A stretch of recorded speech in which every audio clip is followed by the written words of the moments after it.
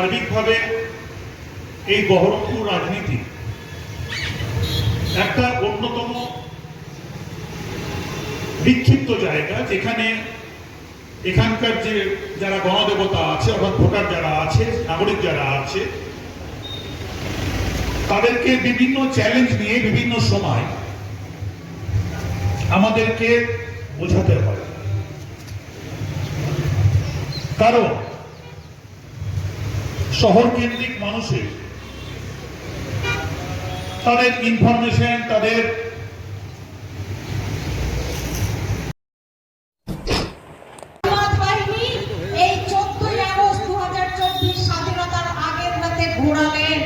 আজকে যারা আন্দোলন করছেন, ওই গৃহবধূ তো কারো মা, কারো স্ত্রী, কারো বোন। সেই গৃহবধূর জন্য আপনাদের তো একবারও আন্দোলন করার কথা, প্রতিবাদ করার কথা মনে হচ্ছে না। আপনাদের তো হাতরাসে যখন আসিফা 9 বছরের একটি মেয়ে, যে মেয়েটিকে পরপর বিজেপির কর্মীরা ধর্ষণ করলো, পাথর দিয়ে মাথা থেতলে খুন করেছিল, সেদিন কোথায় ছিলেন আপনারা? যখন মণিপুরে একটি মেয়েকে গ্যাং রেপ করে রাস্তায় উলঙ্গ ঘোরানো হয়েছিল, যার ভিডিও ভাইরাল হয়েছিল, কোথায় ছিলেন সেদিন আপনারা? আপনাদের মুখ দিয়ে সেদিন কথা বেরোয়নি। সেদিন যিনি প্রতিবাদ করেছিলেন তিনি মমতা ব্যানার্জি। সেদিন মণিপুরের তৃণমূলের পক্ষ থেকে টিম পাঠিয়ে তিনি প্রতিবাদ জানিয়েছিলেন। তিনি উন্নয়ন আক্রোশে তৃণমূলের পক্ষ থেকে গিয়ে প্রতিবাদ জানিয়েছিলেন। ঠিক সেদিনের ডাক্তাররা আজকে তার তদন্ত চাইছিলেন। কেন তিনি খুন হয়েছিলেন? সেদিনের সিপিএম এর সরকার, সিপিএম এর বন্ধুরা, সেদিনের বুদ্ধদেব ভট্টাচার্য তার পদত্যাগ চাননি। সিপিএম এর বন্ধুরা রাস্তায় নেমে ফাঁসি চাননি। বুদ্ধদেব ভট্টাচার্য রাস্তায় নেমে ফাঁসি চায়নি। মুখ্যমন্ত্রী মমতা বন্দ্যোপাধ্যায় কলকাতার রাজপথে তার পায়ে হেঁটে মিছিলের মধ্য দিয়ে হাজার হাজার মহিলা আমাদের তৃণমূলের নেতা কর্মীর সাথে নিয়ে ফাঁসির দাবি করছে মমতা বন্দ্যোপাধ্যায়। তফাৎটা এখানে। আজ আমরা এখানে মঞ্চ বেঁধেছি, গোটা মুর্শিদাবাদে মঞ্চ বাঁধা হয়েছে, সারা বাংলায়। কেন? কারণ আমরা রাজনীতি করি।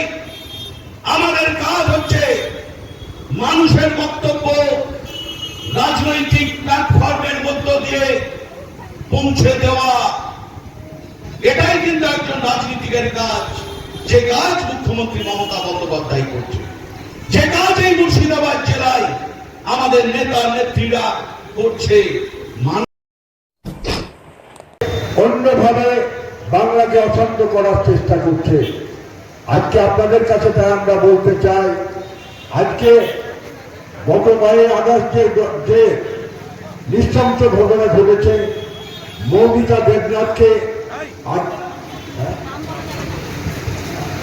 আজিকার হসপিটালের একজন ডাক্তার, মহিলা ডাক্তারকে যেভাবে নৃশংসভাবে খুন করা হয়েছে, তার জন্য আমরা যারা তৃণমূল কংগ্রেস দলটা করি, আমাদের নেত্রী মমতা বন্দ্যোপাধ্যায়, তার জন্য তিনি ধিক্কার থেকে শুরু করে তার যারা এই কাজের সঙ্গে যুক্ত তাদেরকে ফাঁসি দেওয়ার জন্য তিনি বলেছেন। আমরাও তার প্রত্যেক ব্লকে ব্লকে, প্রত্যেক শহরে আমরাও সেই দাবি করি যে ওই নৃশংস হত্যাকাণ্ডে যারা দোষী সাব্যস্ত হবে তিনাদেরকে যেন অবিলম্বে ফাঁসির মঞ্চে তাদেরকে ঝোলানো হয়। কারণ আজকে আমরা দেখতাম, আগে দেখতাম যে কোনো ঘটনা ঘটলে তিনারা সিবিআই এর দায়িত্ব দিয়ে দিতেন, সিবিআই কে বলতেন যে সিবিআই তদন্ত যায়। কিন্তু আমাদের মাননীয় মুখ্যমন্ত্রী বলেছেন, যদি আপনাদের পশ্চিমবাংলার পুলিশের উপর ভরসা না থাকে, আমিও আপনাদের মতন বলছি যে সিবিআই তদন্ত করা হোক, এবং সিবিআই তদন্ত করে রবিবারের মধ্যে তার ফল আমাদেরকে জানাতে হবে। কিন্তু এখন পর্যন্ত তার কিছুই আমরা জানতে পারছি না।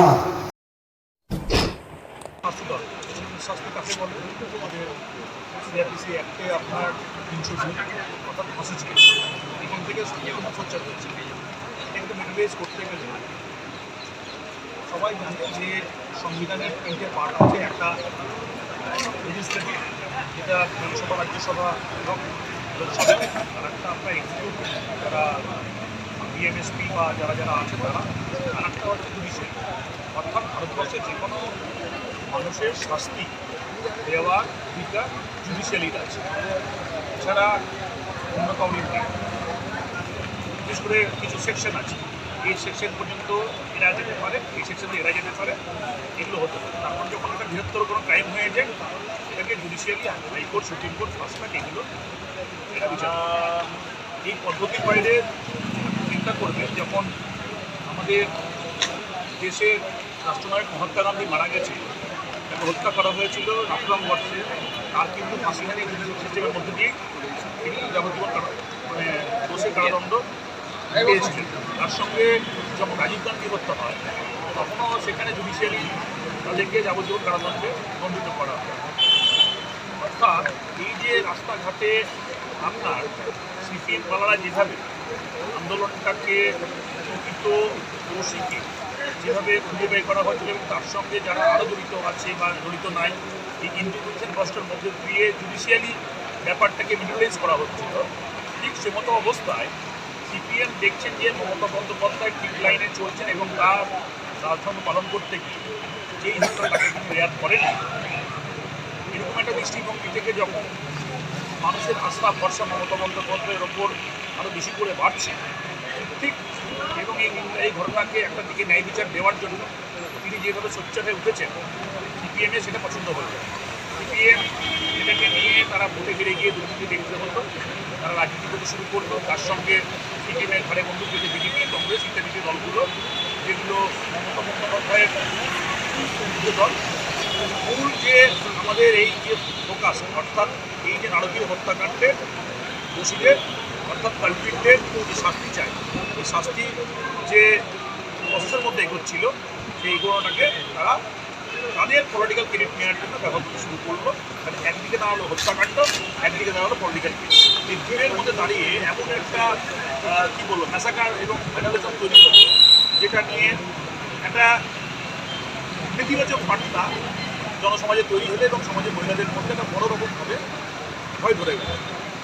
সামাজিক দায়িত্ব তো আছেই, মুখ্যমন্ত্রী তিনি রাষ্ট্রযন্ত্রের মালিক, অর্থাৎ জনগণ তাকে বসিয়েছে, তার এক্সিকিউটিভ ক্ষমতা আছে।